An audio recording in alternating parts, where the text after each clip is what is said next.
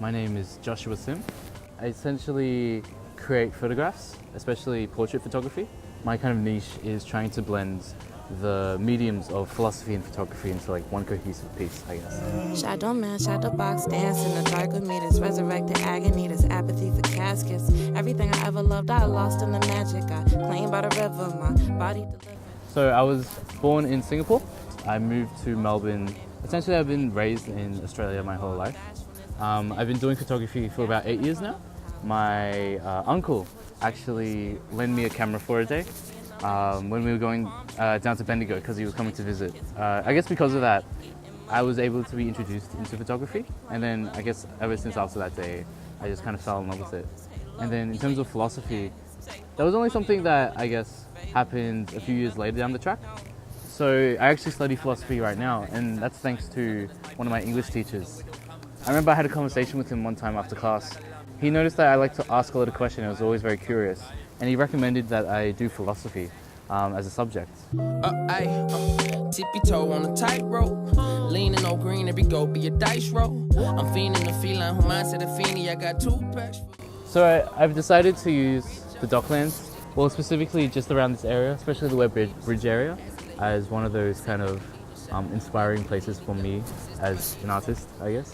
The reason I say that is because I've always had this kind of, this drive to always just wander around. When I was a little younger, I used to kind of just come into the city by myself with my own camera. I used to do a lot of street photography and just put some headphones in and literally just walk around.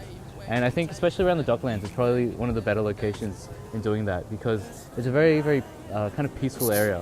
It's actually, as a photographer, you got to utilize that space because it's kind of just this massive, almost oasis that you just kind of get to wander around with no one really in the way. It also helps me think.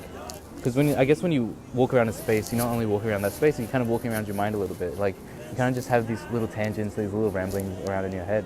And that helps me to develop my own, I guess, reflections and mindfulness. Hence the name Drifter, because that's what I really like doing. I just kind of like drifting around in a place, going to a place without any sense of direction and kind of just allowing it to lead the way.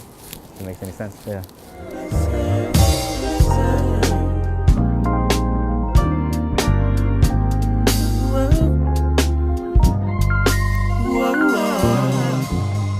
I guess what motivates me is the sense that I'm not really doing this for a means to an end.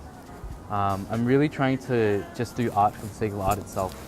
The only thing that will probably hinder that is if I kind of lose the meaning of it. If I start trying to do it for money, or if I start trying to do it for certain forms of capital, it's important for me to constantly remind myself why I picked up the camera in the first place.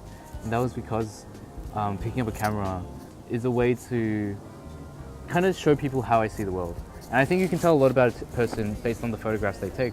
You literally have so many things to take photos of, but in a photograph, you're only focusing on one thing.